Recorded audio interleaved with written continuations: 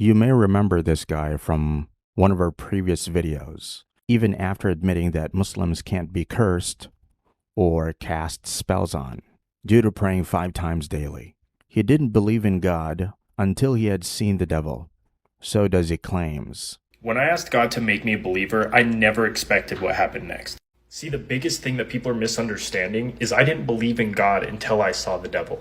And it is those moments where you are in sheer darkness. You see nothing but the bad, nothing but the evil. That's when the light will shine the brightest. That's whenever you will see it. Former magician Draven Thatcher reverted to Islam and now encourages people towards learning about the Quran. Okay, on a side note, as a person with no idea about the world of jinns or black magic except what's in the Quran and Hadith, I cannot verify everything he says about the jinn. Allahu alam.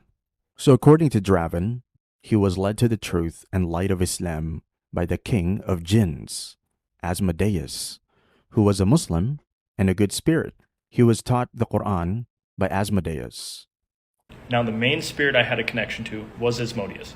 Now, this spirit is also king of the jinn. He controls a lot of the jinn, rules a lot of the jinn, and has influence over them, in other words. Although he first proclaimed the Shahada last year, he didn't fully commit to Islam due to personal issues, which he claimed he wishes to sort out before fully practicing Islam.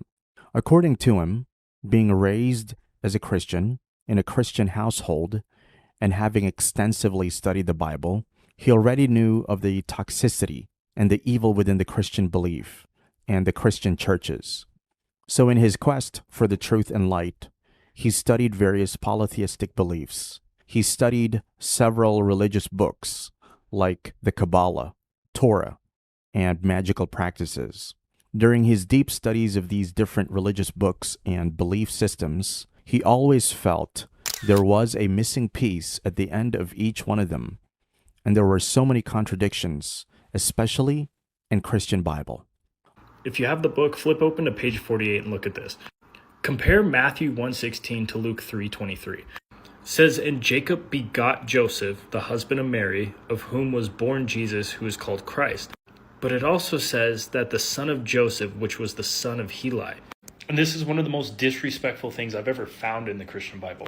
It's claiming that he had 2 grandfathers on one side of his lineage. And my question is, how do you get something like that so wrong? And this has me starting to believe that the Christian Bible wasn't corrupted by Iblis. It was written by Iblis. Also, he found that in each of these belief systems, the so-called gods and every other thing need something to exist and survive, as they all depend on something. But Almighty Allah doesn't need anything to exist because He is self-sufficient. All these spirits, all these demons, all these angels, all this different stuff require our worship to survive. They require our energy. We have to do rituals. We have to work with them. We have to feel fear. There's something we give out to let them exist. Now, for humanity and things that happen in the flesh, we require air to breathe. We require food to eat. Even plants require the sun to exist. Fish need the ocean and other fish and different minerals in the water.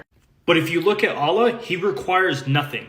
Allah is the only thing that is 100% self-sufficient. Ultimately, in the Quran, he found the missing link.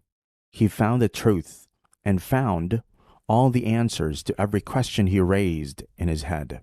In case you don't know, before his reversion, Draven claims that he used to talk to jinns, demons, and spirits. He considered himself a polytheist and not a witch, devil worshipper, as he had previously engaged in several rituals, the last of which was in September 6, 2023, after which he ceased all ritualistic practices, finding prayer alone to be sufficient.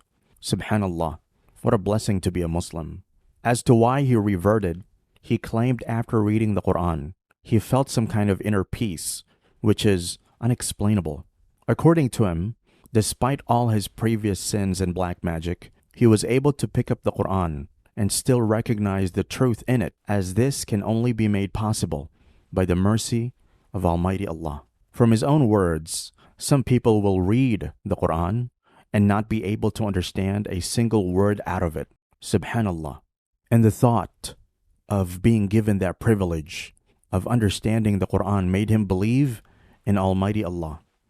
In one of his videos on TikTok, the gratitude talked so much about by the Quran can cure any form of anxiety and remove any form of negative emotions one might have, no matter the level of it. According to him, you cannot have anxiety while you're being grateful to Almighty Allah. And whenever I became grateful, all the anxiety went away instantly. And this made me learn something, that you cannot be anxious, you cannot have anxiety while you're grateful. Now, further studying the Quran and talking about how you need to be grateful every single day, it blew my mind. Like, why do you guys think the Quran pushes gratitude so much? Yes, it's the right way to live, it's the right thing to do, but why?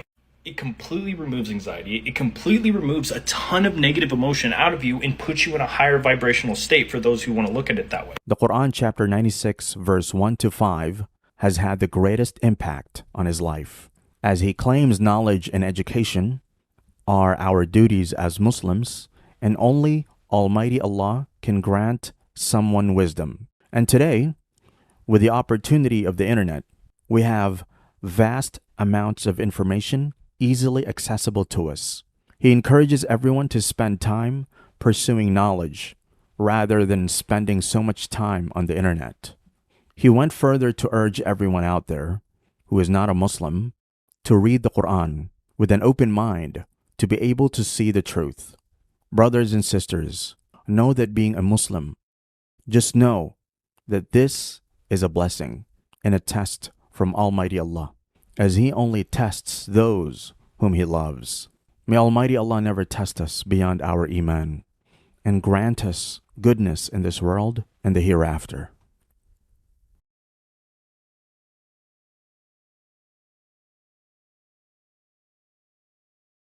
سنريهم آياتنا في الآفاق وفي أنفسهم حتى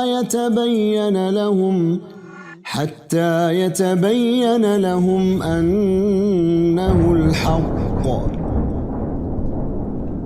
When truth is hurled against falsehood, falsehood perishes, for falsehood is by its nature bound to perish. They, the disbelievers, want to extinguish the light of Allah with their mouths, but Allah will perfect His light, even though the disbelievers hate it. It is He who sent His messenger with guidance and the religion of truth to prevail over all religions. And you see the people entering into the religion of Allah in multitudes. The world embracing Islam. Comment. Follow us. Please like. Subscribe.